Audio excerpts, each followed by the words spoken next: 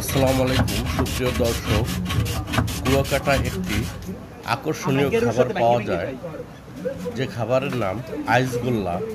এই আইসগোল্লা তৈরি করে দেবে খুবই সুন্দর খাবার, ঠান্ডা বরফ দিয়ে তৈরি করে দেয়। দেখুন সেই দৃশ্যটি আইসগোল্লা তৈরির দর্শক।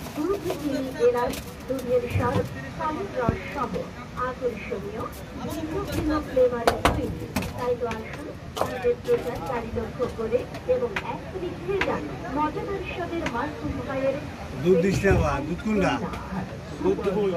কোনটা কদি দুধ এই আছে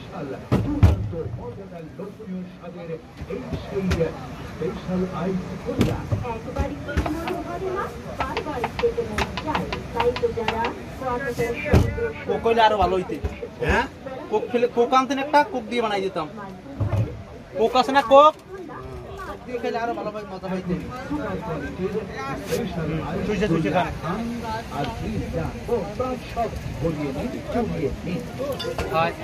খুব সুন্দর।